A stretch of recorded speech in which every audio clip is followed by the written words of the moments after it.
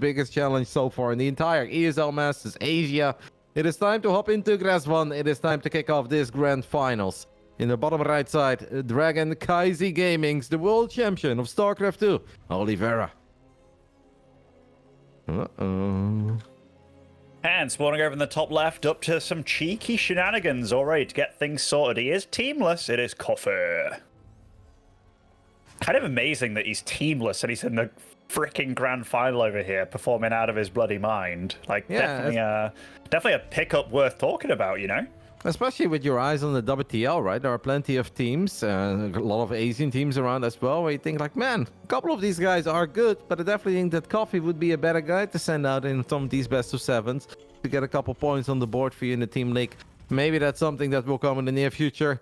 Talk to me though, Ben. Not one, but two of the boys are leaving town and building barracks on the other side of the map, as we do not have a well, we have a refinery up and running. So we have one refinery, depot at home, two boys building barracks. What are we looking at? I mean, so far this is looking like Proxy Rax Reapers, you know. But given that it's just on one guess, there is potential that he does some Marauder shenanigans going on. Honestly, there's quite a few choices up till this point, so it's going to be Reapers.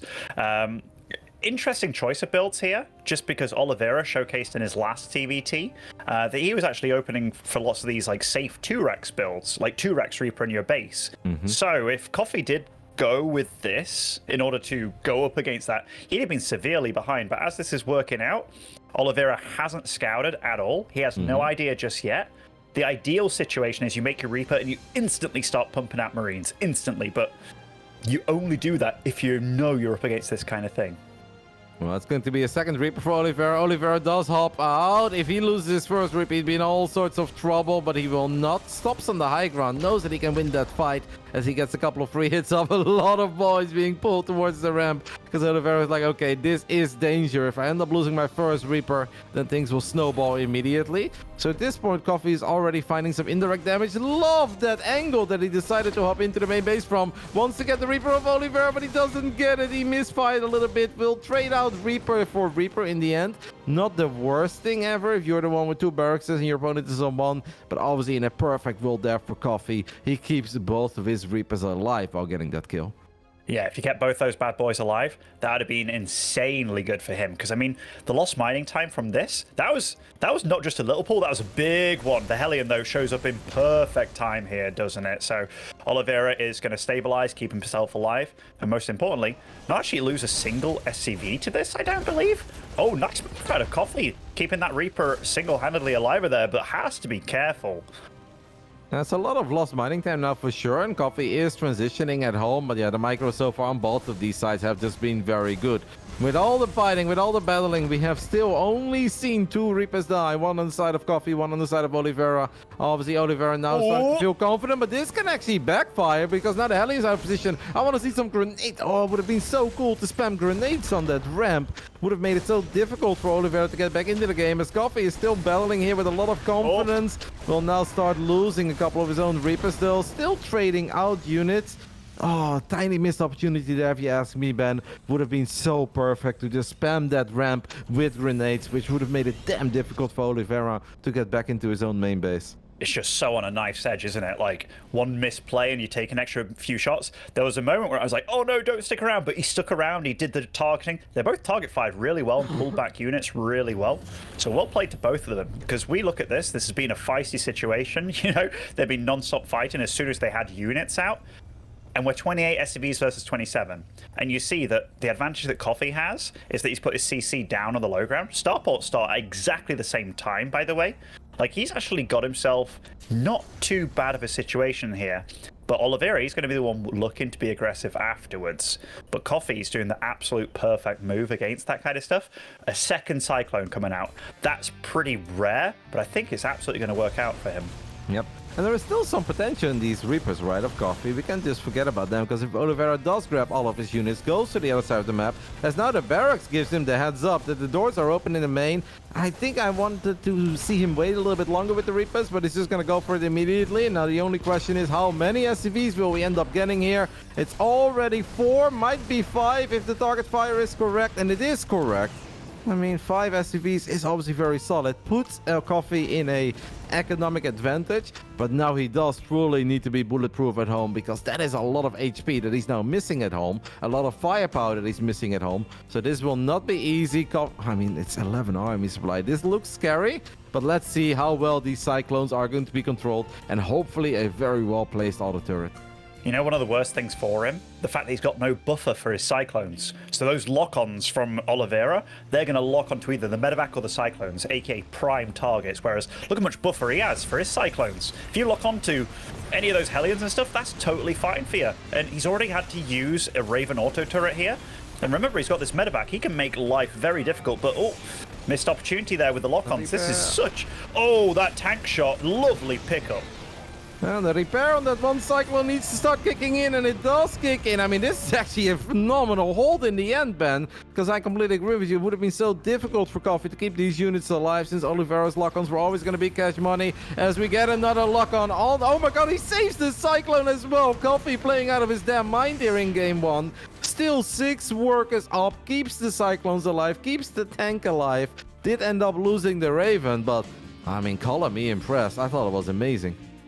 It was super impressive, actually. Like, everything going on early there, it was like, oh my god, how much damage is he actually going to take? He lost the Raven, obviously, and that was a big investment, but the fact that he stayed alive, and before that push even started, he was producing his third base, his third CC. Let's have a look at that bad boy. It's already an orbital floating over. It's not as if he was, like, gearing up, over-preparing for that push. He was actually ready for the next step of the game. He's in good shape. Yeah, he's in amazing shape. What a god tier holder, man. Amazing micro. That Cyclone was on like 5 HP for the longest time. Still got a lock on, even though it was on the verge of dying. Then he pulled the SCVs, repaired it, chased the Medevac as well, gets the Medevac, gets the Cyclone of Oliveira. And Coffee just finds himself flying here in game 1 on Grass 1. Not a guaranteed win, because it's obviously always hard to close out TVTs. We know how hard it is to run into tanks and sieged up. As Coffee does hit a gnarly supply block there. I think he used call down for depot to fix that, but still needs to wait a couple of extra seconds for the additional 3 depots to finish up. But hey, a 6 worker advantage, a much quicker third orbital, already up and running on location. I really don't think we could have asked for a whole lot more here in game 1. No, definitely not. Definitely not. I mean, okay, let's get back to basics here, because Oliveira, what's his one advantage here? Because that was a lot of disadvantages that you just listed. So 1-1, it's on the way at least. He does have 3 Ravens versus the 1. They can absolutely make magic happen. But that's about it. That's about it, honestly. Like, everything that happened in this game, Coffee's just matched him, played well, and he's been the one being very assertive. This is where it does get a little bit spicy, because if you are against a defensive setup, like when you know you're ahead, that's where I think mistakes can obviously happen, especially when you know you're against 3 Ravens. They can lock that down immediately. There's one Brave Marine at the bottom side of the map that just spotted the double drop. That's going to give Oliveira this couple of extra seconds to get ready, but units have still made it in. But yeah, with all the Ravens, Coffee does not want to commit. Maybe the tanks are exposed. Here we go. Coffee is going to try to break Oliveira at the third base now instead. Here he comes with 4 tanks, unloading the Marines. What is his auto turret doing? Coffee not really doing a whole lot with his auto turret. Quad interference matrix goes down on the side of Oliveira as all of his Marines show up. He stimps forward. Can he get the cleanup before the interference matrix runs out? And not quite. Tank still standing strong. Reinforcements have arrived for Coffee as he breaks Oliveira in the third base. Picks up a couple of Marines, flies forward. He's doing it here, Ben, in game 1. I think Oliveira is about to drop the second map that he has dropped in this entire tournament. I think you're absolutely right, Kevin. That drop in the main, I was a bit worried at first, but it was like a distraction drop. He was like, your army's slow, you have to react to this. Sent all the Ravens over there. Then he got into position over here, takes out the first tank, and Oliveira is under fire. He's against a superior teched army. Okay, it's 1-1 just completed. But Coffee back at home, getting the 4th base on the go, 2-2 started as well, and he's still shelling on this base. He's in phenomenal shape. There was one small problem there, and that is that he forgot combat shield, but he's going to fire that up as well. Oliveira did do a great job in producing SCVs. He's still down only 5 workers, but yeah, these tanks are a problem, and without Ravens, it's so damn difficult to clean them up. There are 37 freaking Marines out on the map for Coffee, as Oliveira, sure, he's cranking out 8 at a time. Now he's moving a tank forward. Coffee should have scanned there. Oh, Coffee did not scan. This was not supposed to be that easy for Oliveira to push these tanks back, as he's going to pick up everything. He's going to go for the Doom Drop of all Doom Drops. This is also a way to throw away a massive lead. That's so close to the Reese. What am I looking at, Ben? As one full medevac goes down, the second one dies as well with 2 tanks. Coffee, you had him on the ropes. Coffee's still in a good spot, though, but he just donated 2 tanks and 8 Marines and 2 medevacs. Yeah, Coffee went full eager beaver, I call it. When you know you're against a really good player, maybe a better player than you, and you know you're ahead, and you want to finish him, you want him out of the game.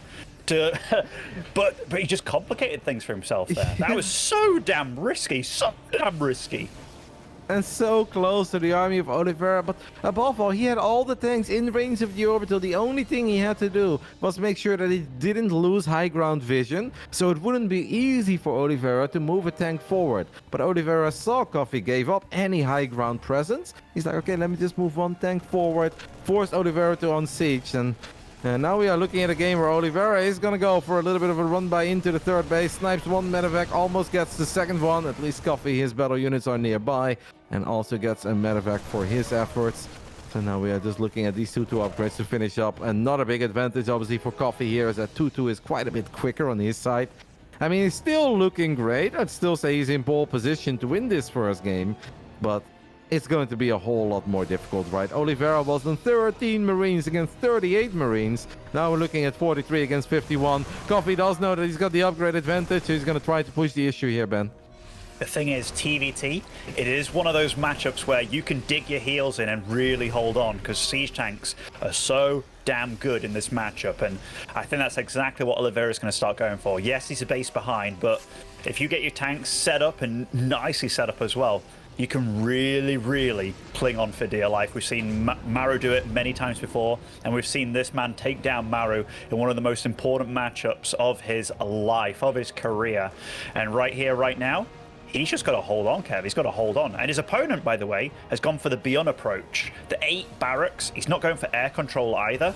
That does give Oliveira a window to get into it if he can weather this storm, which Coffee just wants to send it all the time by the looks of it. And that storm is brewing, as we've got a big old drop heading into the natural. Oliveira is focused on that army in the center of the map, does not have any units in position in the natural, is going to stim all of his Marines forward, but the tanks will siege up, and the tanks are going to get a couple of very fat, juicy hits off. It is 2-2 upgrades on both sides. Oliveira, with his entire army, will be able to clean this up, but Coffee is relentless. He says, all right, natural, fine, I'm going to go for the main base. That one does not work out, though, as the Vikings will deflect that drop.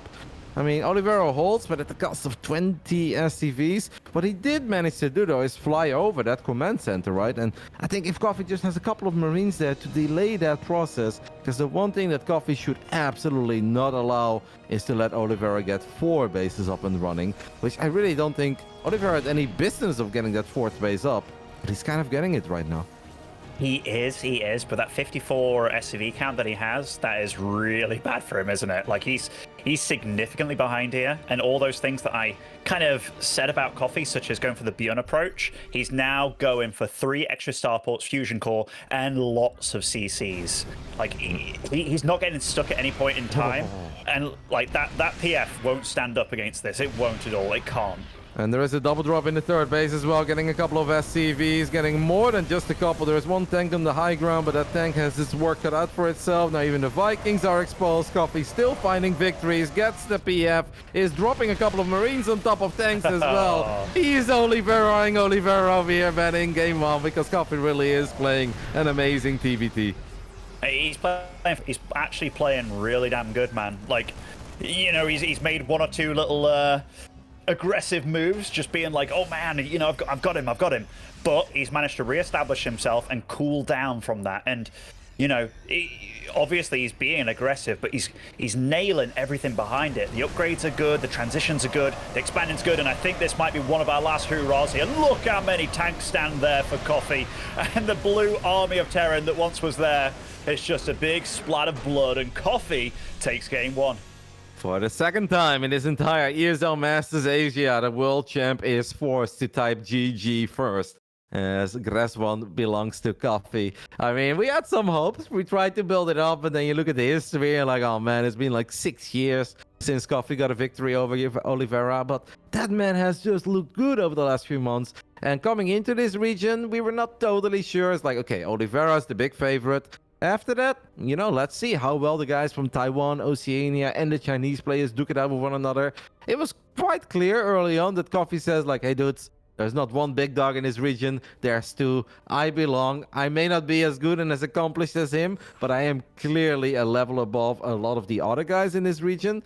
And so far, Ben, I mean, he's giving us a show here in the grand finals. I love it. An amazing game. And he set the pace right at the get-go, where it's like, hey, I am willing to build 2 barracks on the other side of the map. If I were you, I would start scouting throughout this best of 7. If not, bad things could happen. But it wasn't so much, obviously, the Reapers that gave Coffee the advantage in this game. It's the hold with the 2 Cyclones and the 1 Raven and the tank that showed up a bit later. That was a picture-perfect hold. I don't think he really could have done anything better there.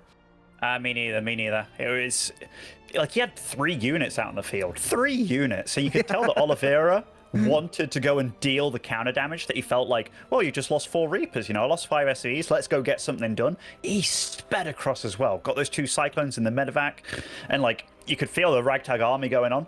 One of those tanks connected with both Cyclones, and they just chunked him, right? And then I felt that Oliveira was like, okay, I can't stick around here, because those kind of fights really come down to these very, very minute moments. We're just waiting on both of these players to join the lobby. Both probably taking a little bit of a time, a little bit of a breather here. Maybe Coffee is grabbing a coffee, Benny. Maybe. I did that for Fear Dragon. He's always watching. We have to snuck one very weird, random, irrelevant comment in there. Otherwise, Robbie gets sad. Neo Humanity... Yeah, of course he gets sad. Neo Humanity is going to be our second battleground. I love it. I'm already happy because we just love competitive StarCraft, right? We have nothing but love and respect for Oliveira, and everyone that watched IEM Katowice live will say that was one of the most spectacular things that we have ever seen in the history of StarCraft 2. But it's also cool when it's a different story, where instead of Oliveira being the underdog, he is now the big favorite. As apparently nobody invited the players, and Oliveira was like, hey, it's cool that all the casters are in the lobby, but can I get a lobby link? I was like, all right, we'll get you in. We do kind of need him here for game 2. But yeah, great start to this grand finals. If you guys just joined us, the winner of this tournament will qualify for DreamHack Masters Jonkoping, which means you get a deeper seed into the tournament, and ESL will pay for your travel and your hotel and make sure that you get picked up at the airport and all that jazz. The loser of the grand finals can obviously still go, but will have to participate in the open bracket. And of course, there are $6,000 on the line for the winner, $4,000 for the runner-up. We're off to a flying start. I love it. I'm excited. This is what I think we always hope for when we get to cast StarCraft 2. Absolutely. I mean, like, I think Coffee, obviously the guy that we don't expect to take it when going up against the world champion, but the fact that he's come in, all guns are blazing, played really good in the semis. Like, I know when you came back, it was like, oh, how was that semis? Like, how'd it go? You got to see a little bit of it. And it was like, he basically won 4-0. Like, he was eager. He was dealing damage. He lost one game where he took an over-eager fight kind of thing, but he was very, very ahead. And so far, he's showcased and he's actually a very, very solid player and good fundamentals. I love the fact that he wasn't getting stuck at any point. It was like, okay, where am I? Expand. The upgrades as well, all on point. Just the next stage of Terran. We didn't even get to see him in his final form. That form was good enough.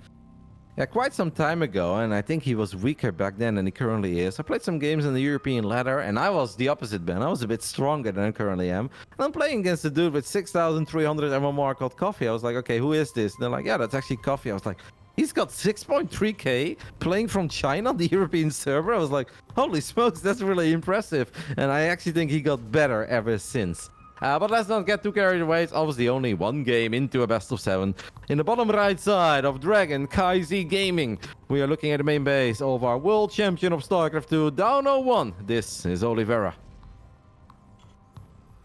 And spawning over the top left-hand side, this time not up to proxy shenanigans, it is Coffee. This time opting for a gas first into barracks. This is also kind of out of fashion, actually. Like, very often, the Terran builds that you go to are like barracks, gas, gas. Like, a long time ago, I think it was like during the King of Battles, it really kind of established itself as the superior build. So if you are going for those double gas builds, that's what you tend to aim for. But Coffee has been showcasing that he does tend to go about things his own little funky way. Like, he can, I think he absolutely can do the norm, but absolutely likes to mix it up and divvy it up a little bit. And we got to see that against Firefly as well. You didn't know what was coming, you just knew something was. If you talk about digging yourself in, I do think that this is the Terran map where it's incredibly hard to really capitalize on advantages, right? Where it's just so hard to push the issue. If you feel like you created a little lead for yourself and you're going to try to close it out, it's harder to drop into the main base. I think it's harder to drop into the natural. It's just all so narrow and choked up. So I think there's a good chance that we're going to see a slightly more passive approach of Coffee. As much as I enjoy that game on Grass 1, I think Grass 1 is big and wide open enough that it allows for the crazy moves. And let's go pedal to the metal. Let's keep on sending it. I do think it's important on a map like Near Humanity that you are willing to take your time if that is just the kind of game that you're getting yourself into. And you know what we're seeing here in this particular game? It's Coffee. He's the one that's taking the risks. I mean, we saw that with the Proxy 2 racks in the first game, but he went one gas racks, then tried to expand on the low ground with no scout whatsoever, after just Proxy 2 racks in somebody. This man has no shame, is what I would like to say. He has no shame whatsoever, because if Time, or rather if Oliveira tried to go for that build that he went for in game 1, Coffee would be dead as a dodo. Absolutely dead. Now, Oliveira did get to scout, did get to deny that CC gun on the low ground, and he's like, you know what? Let's go one Reaper that I was already making, into Reactor, into Hellions here. So reactoring out those Reapers. Does he have a starport done or on the way? Not just yet. So utilizing all that gas on those Reapers. Now the starport's going. And Coffee, he is blind. Like, he has no clue what he's up against. Nope. What I did like from Oliveira is that he got that little sneak peek on the other side of the map and he saw that command center being built on the high ground and he's like, oh, okay, cool. If that is the case, then I can just go ahead and drop my CC on location because I know that I'm not in any danger of you doing something very wild early on. As Coffee is cranking out 2 Hellions at a time. So right now we've got the triple Reaper set up for Oliveira against single Reaper and double Hellion on the side of Coffee. Oliveira obviously needs to be careful here, but the nice thing about Reapers and Hellions is that they are incredibly quick units and they allow you to disengage rather easily. They certainly do, they certainly do. Oliveira is opting for a tank and the medevac. Going to get like 6 Marines with it, most likely, or rather 4 Marines with it, just to get them ferried on over there. And remember, he does have quite a nice ground force, and he got to see multiple Hellions out for his opponent. Now, when you saw your opponent going for the greedy build that he went for, you know they were reacted. And seeing that amount of Hellions on the map, hey, maybe that changes the course of what Oliveira is going to go for. But he saw it, and that mob that he has on the left side, he's going to look to be aggressive with that. Yep, there is a Raven still chilling in the main base, but Raven obviously not the best unit to deal with 3 Reapers. There's a good chance that Oliveira will get a lot of SCV damage here. It's just a painful move out, right? Because this is that phase in the game where you're not supposed to take that much damage. The other turret went down. Sure, we've got the Hellions on the other side of the map, but the Hellions, they can't accomplish a whole lot because they can never get into the main base. That middle line is protected by the tank, and this was just a bit of a disastrous move out ban for Coffee. The man who did such a great job here in game 1. He ends up losing 9 SCVs, might even be 10 if he doesn't micro that 1 SCV away. Pure pain, right? Because this could have been a scenario where neither player really finds any economic damage, and we just take the game from there. Instead, it is Oliveira with a monstrous win. The double tank drop follow-up as well. I mean, that could deal damage. It could deal damage. I doubt he'll use them to siege up. He did get a lot of SCVs in the red health, and these tanks, they're pretty underrated when it comes to their single target DPS and just getting stuff done. Oh, he's going for that kind of drop. I mean, that's a bit spicy here. We'll be able to chill on that gas line. That's kind of cool. Don't forget that the Raven already dropped 1 other turret, right, in the main base to deal with the Reapers. So the Ravens have a little bit of less energy than they are supposed to have. Coffee is just in all sorts of trouble here, man. Near Humanity, I was getting mentally ready for a nice 4 base against 4 base, sensor towers all over the place. Instead, Coffee is now forced to make some sort of a desperation move out.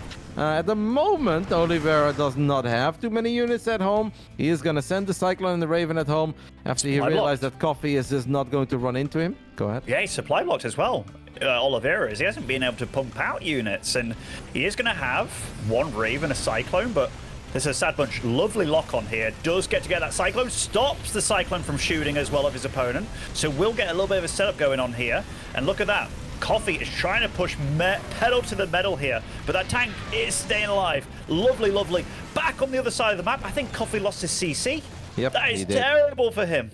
Yeah, it was already looking dire. Sure, he got some work done here, but he straight up lost the command center to the tanks, and there was a Marine in the mix there as well. Oliveira indeed maybe made life a tiny bit harder on himself than it had to be, but he is just never going to lose his main base. We do have one more auto turret going down. Oliveira is obviously not supposed to lose this tank here, and if we just repair it, we won't lose that tank. It is still scary, but Oliveira here with 3 CCs. Stim finishing up should be totally fine, as Coffee is the one who supply block now. The Vikings do get the kill on the Raven, as we now have multiple auto turrets. This is it. Coffee's last ditch Hail Mary play gets not one but both of the tanks, man. I have no idea what's going on. Oliveira pulling the SCVs to do the hug of doom and all these units. Supplies neck and neck, 37-38. The tanks are holding strong on what they can. Oh my god, is Coffee freaking doing it? What is being left over here? I mean, there's so many. He's using the mules. Oh no, it dies in its last breath, but he's got nothing left that can really shoot, and he's on 1 CC versus 3. I mean, this is actually a terrible situation for Coffee to be in, just because he has nothing that can No, he's deal got with 2 it. CCs, man. He does have a third Oh, he does? CC. He does? Yeah, okay, yeah. Okay. No, he lost one. That you were right about, but he did have one more. That got ultra close, and unfortunately not close enough in the end. GG gets called. Oliveira will win. Coffee taps out. 19 workers against 19 workers. But obviously we have to keep in mind that it's triple CC against double CC, and Oliveira is literally the one with Stim. Coffee doesn't have Stim. Coffee just sent everything, even the mules, to the other side of the map. Got very, very, very close to actually really turning that into something. And in a weird way, for a game that started off in such a disastrous manner, with the Reapers finding a lot of damage and the tanks getting in a position where basically Coffee had almost nothing to fight for anymore, you can take some positives out of that, where you're like, whoa, I actually got close there, man. Like, this was a nightmare of a game, and I got damn close to getting the job done. No, he was actually very close there. Like, those mules, if they actually managed to keep that tank alive there, we could have been looking at a different scenario, which is how close it was. Frick me, dude. Coffee is not going to make this easy for Oliveira at all. Like, at all. And we were hoping that was going to be the case, right? Like, somebody was really going to be pushing Oliveira. Already in these first 2 games, we can say, like, holy crap, it is getting pushed. Yep.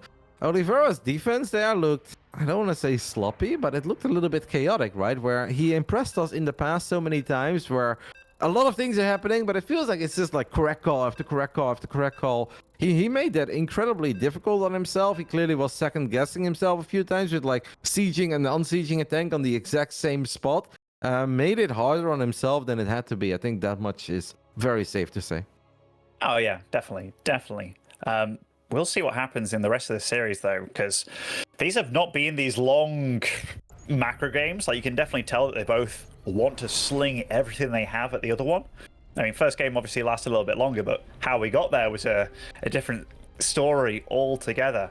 Spawning over the top right-hand side of Royal Blood as our Red Terran, it is Coffee. In the bottom left side, we are looking at the main base of the man representing DKZ, tying things up after a win, a messy, but still a win on Neo Humanity. This is Oliveira. What's All right, wrong? no SCVs moving out on the map, so a little bit of a breath, a bit of relief here. What are you laughing at? The way that you're saying Coffee, like, what is this all about, Ben? It's So you were young once upon a time. You were probably young around the same time that I was young, Kev. Do you remember? You know Pokemon? Yes, of course. Yeah, I know Pokemon. you I'm remember still a fan, mate. Yeah, Team Rocket League with their they'd have their like snake Pokemon Ekans, and the other dude would have a Coffee. Wait, I have to stop you first. Team Rocket League? Like, I don't think they are a league. Oh yeah, not Rocket League. Team Rocket. Oh, you mean the Pokemon? The actual Pokemon? Coffee.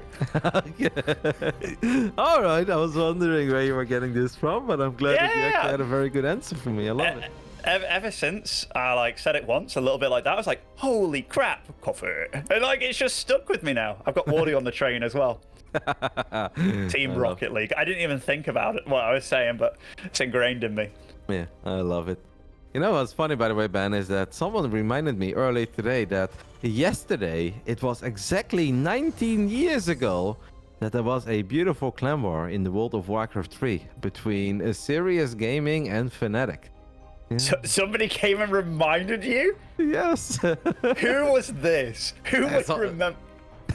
Someone in the chat who apparently really loves history and Warcraft. Oh, how convenient. And he was like, do you know that you played the Muslim? I was like, oh, I did, baby, on Echo Isles, one of my favorite games of all time. But yeah, just thought that game was actually ridiculous. That game was actually ridiculous. Anyhow, we got a grand finals going on here, Kev, between Coffee and Oliveira. Ah, time's a beautiful thing. Yep, 19 years, by the way. Let that sink in, man. That is a lifetime. We have Coffee expanding on location. Oliveira doing the exact same thing. Coffee hasn't really scouted a whole lot. Basically just checked the outskirts of his main base. Oliveira, you can clearly see that he is embracing the fact he is the favorite, right? And obviously maybe a bit paranoid about what happened in that first game. Did scout a bit more here, where in that first game we saw him not scout at all. And that is what we often refer to when it comes down to setting the pace, setting the tone for the entire series, right? Where Coffee's like, hey, in game one, I'm gonna come out guns blazing, double barracks proxy. You didn't scout in game one. I'll make damn sure that you scout a bit more in game 2 and 3. And at least so far, I think that has worked out in Coffee's favor. Yeah, I think so. I think Coffee's been playing a good series, right? Just the fact that he's been so crazy. And 19 years ago, I was 14. We've been competing for like the greater portion of my life. That's actually insane. I know, man. I got the best of you back then, and I'm still doing it right now. This is crazy. We'll see. See if Stormgate's on. All right, 27 SCVs on either side. Obviously, economically, it is damn close. We can see that Oliveira has invested in a Cyclone. Coffee has not done that. 3 Hellions, 5 Reapers. While he was like hopping all over the place, he's like, boys, stop it. We don't give a damn about your Warcraft 3 stories. Talk about some Reapers. Like, all right, Marty, we apologize.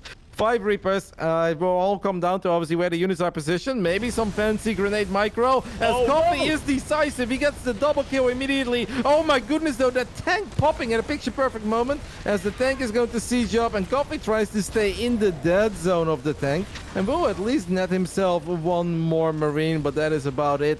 I mean, it started off incredibly promising. It's a shame that Coffee couldn't land one grenade on the left side of that Cyclone, right? Because then it would have been damn difficult for Oliveira to keep that bad boy alive. And if you kill that Cyclone, you actually can probably get the tank afterwards as well. But yeah, you're totally right. At first, I was like, oh no, Oliveira is sleeping a little bit here because there was no reaction, no movement whatsoever. But unfortunate to say the least for Coffee. So he is going to start thinking, all right, what's my next movement? If we look at what units they've both got alive, both got a Raven out, both going for more Ravens afterwards as well. Oliveira on his side of things does have a massive jump start in the tank count though. But Coffee feeling confident enough to just be like, you know what? 3rd CC on location. And I like that, you know, because I think he must realize that was quite a commitment by him. And he must know that a 3rd CC has started for his opponent, unless he's doing something ridiculous, and he just confirms it. Yep, if he didn't know yet, he does know now. It's one of these scans that I feel like a while ago you wouldn't even necessarily throw down, but we are living in the era of TVT where certain 2-base all-ins became really popular. Whether it's double starport with a bunch of Vikings or double factory with a whole bunch of tanks. And I want to say Gabe has been a bit of a trendsetter in that regard. And we've definitely seen them pop up quite often over the last few months. So it makes sense for these guys to confirm. What we expect is the usual, right? 3 base, but seeing is believing, as the Farseer used to say, Ben. And it's nice as the Cyclone gets the lock-on on the Raven. Obviously, that goes for both sides, and both parties keep their Raven alive. That was a nice chunky shot from that tank downtown, and they both have a good number of Ravens out, 3 apiece. Look at Coffee, by the way. He's like, you know what? Let's skip that air battle, because I know you're skipping it. I saw that with the scan. And now he's actually getting a Liberator out and a Viking. Oh my goodness, he's being crazy here with this push. But he's going to get the stim, denies the stim. That's actually quite a big deal. Yep. It was obviously a lot of Raven energy, and that does mean that you need to be careful right now, like the on siege there, right? So even if the interference matrix would have gone up, he would have been able to save his tank. I would kind of like to see Coffee disengage. Coffee says, nope, I'm going to keep on trying, but he used a lot of energy. Does obviously get himself in a very sexy spot. And we can't forget that he's got that third CC on location, but it is so important not to get too carried away. He spent way more Raven energy there than Oliveira did, so he does need to be careful. But so far, he's playing it out in a beautiful and a very patient manner. The thing is, if I look at that production tab, we got +1/+1 on the way for Oliveira, almost halfway done, whereas the engineering base only just started for Coffee. If he does start backing off, if he does like kind of let him get some control at all, then he could be in trouble if this game does go on for quite a bit of time. But look how... Oh, big lovely attempt, but didn't work out. Yeah, that was a big pick-off there for Coffee, because that Cyclone obviously would have picked up the Liberator. Now he's going to force Oliveira to go forward. Oliveira goes with the back-to-back interference matrix, as we now have a couple of auto turrets going down. It's auto turret galore. Oliveira saves all of his Ravens. Coffee loses one of his, and more importantly, Ben, he lost the Liberator. The Liberator was the one unit that was going to make it so nice for him to keep on pushing, and so difficult for Oliveira to find a great fight. We now just have tanks staring at each other. I don't know. We'll see. Oh, okay. Oliveira a little bit sloppy there with the marine movement. This is truly no man's land in between these two, isn't it? Like, this is truly no man's land. Another Liberator is coming out. That's kind of a gutsy move, considering he doesn't have air control, and he kind of knows it. Oliveira is kind of bleeding out just a few Marines here and there, and they're both very in the know of what the other one is going for. And Coffee's like, you know what? Let's cool it down a little bit. I see that you've got +1/+1. They're both constantly going to be checking on what the other person has, and Stim is finishing up for both of them, neck and neck, just 2 or 3 seconds within one another. And Coffee, in fact, this is Oliveira starting his armory. Okay, I thought that was Oliveira for a second, but Coffee's not going to let him breathe a little bit. Sensor tower does get denied. Good movement there though by Oliveira, because obviously if these tanks would have sieged up in range of the gas, maybe even the middle line, that would have been problematic. Coffee still rotating his army, needs to be careful as we got the Liberators harassing a little bit. A lot of lost mining time, 4 SCVs falling. And look at the mini-map movement, guys. Coffee still just sharking around, looking for that one opportunity where he can siege up his tanks in an early spot. Oliveira had enough of it. Oliveira's got 1-1 here, and they're going to siege up all of them as we have all the turrets and matrix is going down. The units of Oliveira are very clumped up, but he does get some good shots off, and even better matrixes. And just like that, a game that was 20 seconds ago pretty much dead even, besides the upgrade advantage. It was 120 supply, 120 supply, very similar numbers on the board. I have the feeling that Coffee just in the end there, Ben, overstayed his welcome a little, because he didn't have the Raven energy on his side. He lost the Raven, and obviously he didn't have those marine upgrades.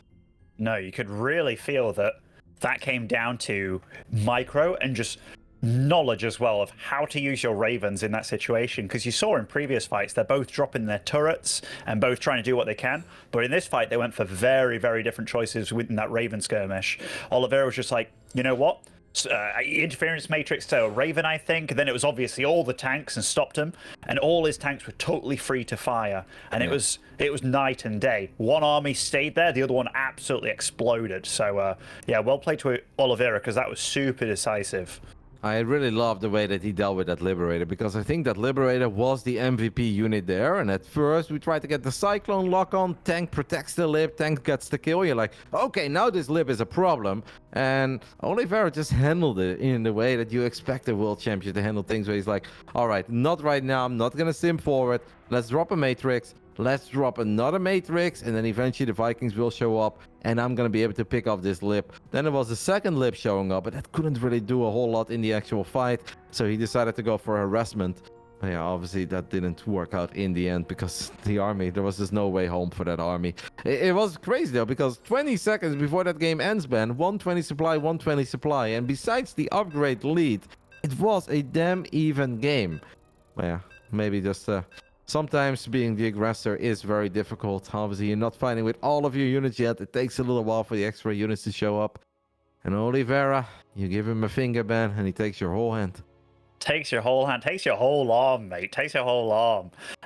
Yeah, third, but in fact, this is 4th map of the series now. Oliveira is up 2-1, playing very solid. Let me make sure that my camera is on our beautiful obs, which is awardy today. Spawning over in the bottom right hand side as our blue Terran, it is the world champ, it is Oliveira. taking the 2-1 lead in that grand finals against this man who's definitely giving us a show. In the top left side, the underdog, down 1 and 2. Chinese Terran, Coffee. Or as Ben would say, Coffee. You're gonna think it now forever. You're gonna think it now forever, man. I have that. In fact, I remember exactly what it looks like. This big floating ball with the like gas clouds coming out of it. You remember? Yeah. Yeah, it evolves into muck, right? Or is that a different one? Oh, Wardy's having a heart attack right now. Wheezing is what Wardy says. Wheezing. Coughing and wheezing. Sorry, Wardy. Wardy's like, oh my goodness. Fancy saying that. Wardy's probably like, man, this is worse than the one time you said it was Hulk in Street Fighter. I still think it's Hawk in Street Fighter, Ben. No, you freaking don't. Don't go there. All right, we have Oliveira once more going for the scout early on. Coffee did not scout in the previous game, but he kind of checked around right at the edge of his main base and the natural, but then he saw he didn't get proxied.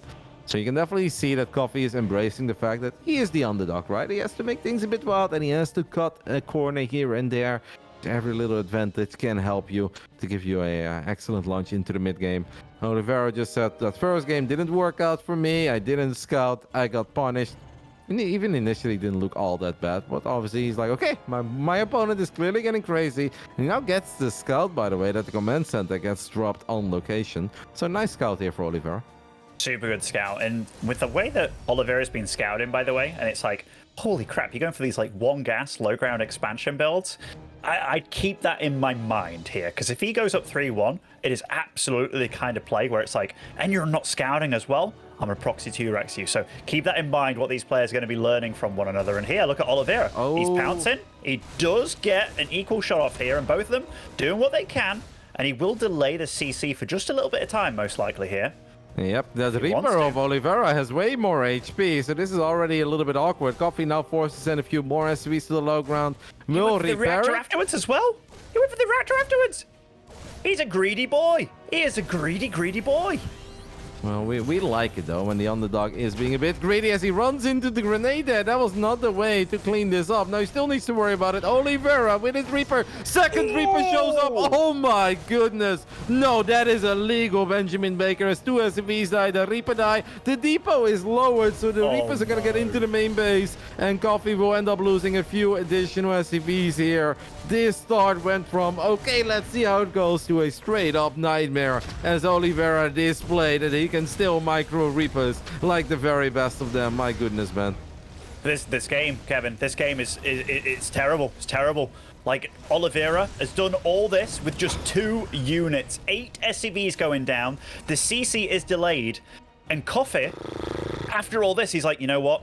I'm just going to go Hellions and Marauder. I'm going to try and get Starport up, get a medevac out, and do what I can. I have to go so damn all in with this build in. Probably it was what he had planned, but the way that Oliveira's playing, mate, his command center is actually earlier than his opponent's. That is how damaging what has happened has happened.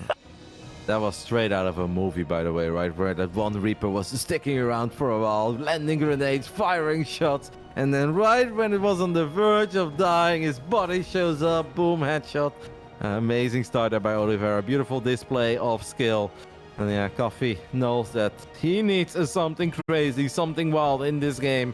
And he is working on Marauders, concussive shells. This is actually Oliveira who's going to pick up a medevac with 4 Marines and a tank. You kind of think that after a start like that, Oliveira doesn't have to follow this up with aggression, because that opens the door for craziness, man. And if there's one place where Hellions can excel, I want to say when things are a bit crazy, sure, there is a Cyclone at home.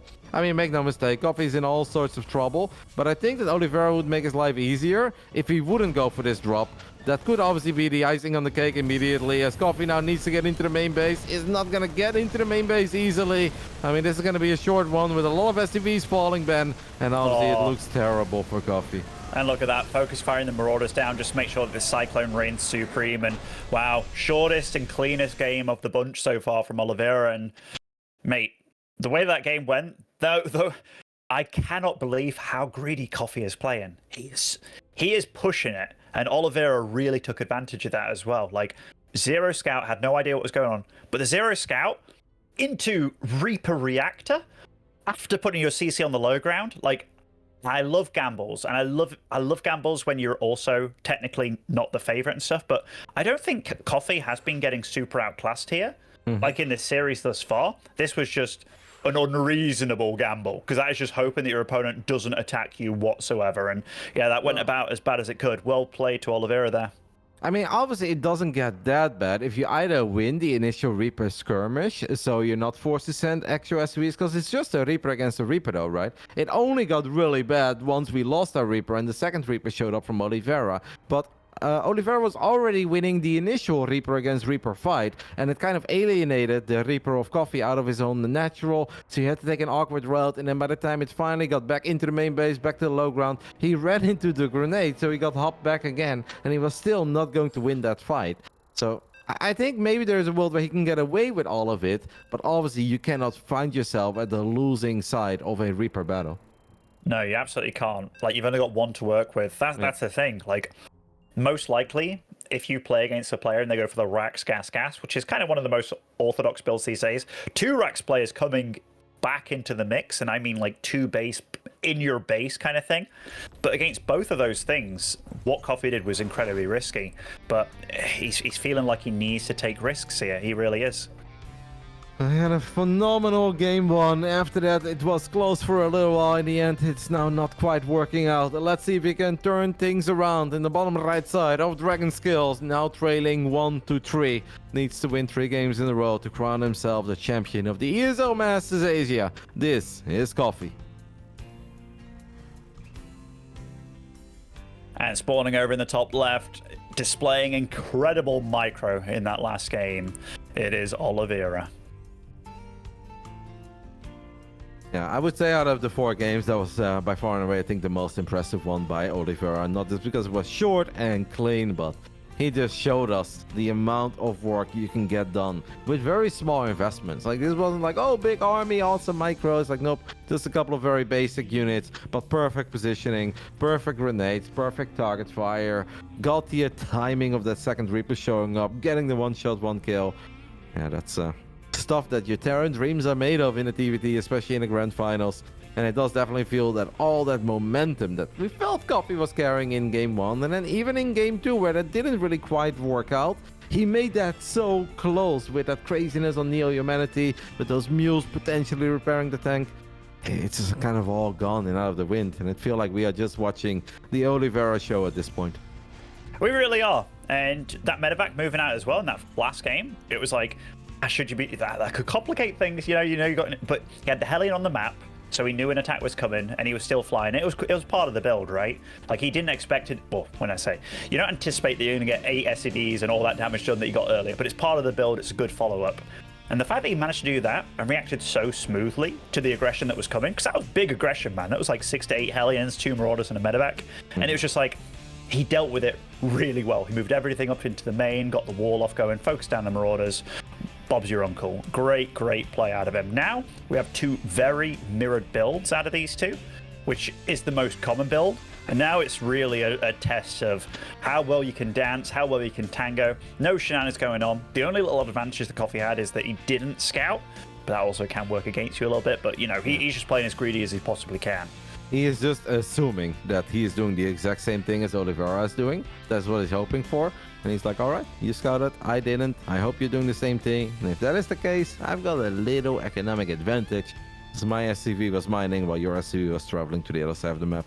But this is, I gotta say, still displays a lot of courage on the side of Coffee to once more not scout a whole lot. Sure, he checked for proxies, but if you look at the vision on his side of the map, of the mini map, there could still be barracks is awfully close to what he is actually doing, and he would have still been in some danger, as what is showing us. Like, yeah, there was a bit of scouting, but not a whole lot.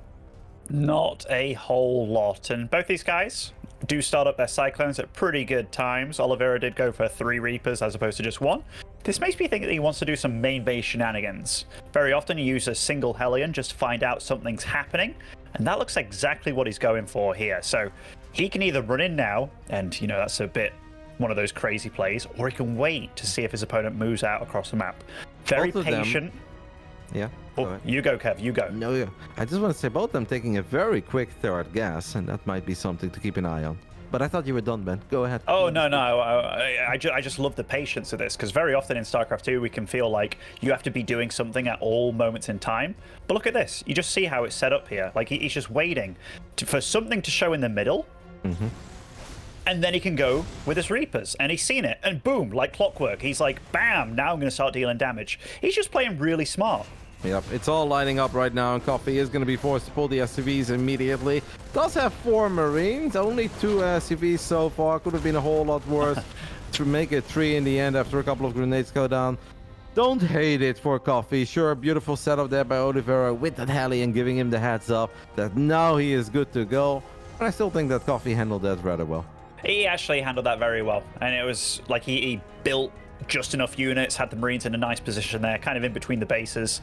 And now he will get to be where he wants to be, which is on the other side of the map in his opponent's face. Oliveira's gone up to 4 gases. That makes me think that he might be adding on a starport sometime kind of soon. And boom, just as I say it, that starport does come down. This is kind of the new trend. Ever since TY conjured this up quite some time ago, it does rear its head every now and then, but just in the last few months, it's been kind of getting a little bit of flavor in TVT. But, whoa, both players have to be very careful here. This is actually very spicy. Cyclone lock-on on the Raven, by the way. Oliveira will end up losing his Raven there as he didn't manage to break on the lock-on. Coffee wants to get that tank that he matrixed, and he does get the tank. Can he get the Cyclone as well? The answer to that question is no, but starting off promising. And did he go in deep enough to spot that second starport? If he was paying attention, he did. He's going to drop the other turret. Wants the Cyclone, wants the Raven. Not quite sure what he wants to go for. Gets the Raven in the end with his other turret. And that means that Oliveira lost 2 Ravens while gearing up for a 2-base build. And I just hope, Ben, that Coffee actually saw what was being built there in the back of the natural. Because he definitely saw it, but did he see it? Can he put 2 and 2 together? Does he immediately realize what is up here? I mean, I hope so for him, because he knows that Viking count is going to be growing. But even if it is growing, having 3 Ravens still alive, I love that he's going to repair them. Having 3 Ravens alive actually does provide those Vikings with a bit of cushion. You might be like, wait, using Ravens to cushion against Vikings? In these Viking battles, it actually does make sense, and it is okay, especially if they've used all their energy. But yeah, Oliveira is in a world of trouble here, unless he doesn't know, by the way. He knows where his opponent is, and there's not all the Ravens here. Yep. Coffee did throw down a scan there in the main base, and he's like, let me see, do you have a 3rd CC? Obviously did not see a 3rd CC because there isn't one. Vikings want to get a Raven. Vikings will get a Raven, Ben. So the Raven advantage goes from 3 to 2. As Coffee did drop a couple of additional barracks. Obviously, with every second that goes by, we like it more and more for Oliveira. For Coffee, as Oliveira does drop a 3rd CC on location now, by the way. Can Coffee get one of these Vikings? So far, the answer is 8 against 2 Vikings, Ben. 10 count is that even 4 against 4. Sure, there is that Raven advantage on the side of Coffee, but the Viking numbers are heavily in favor of Oliveira. They certainly are. Coffee's doing a good job of keeping all his air units away from his opponent. You can tell he wants to slow down this approach of Oliveira, and I think he's doing a good job overall. Now he's getting in a position where he can cut off the reinforcements as well. But Oliveira isn't a world-class player for nothing. He's getting himself into a nice, juicy spot, and he does get one of the Ravens with the bigger energy as well. And oh my goodness, he's moving into this. This is a horrible position for Coffee to be taken. That tank from the low ground as well. Oh my goodness, he's getting so badly cleaned up here. Oliveira, he is your champion.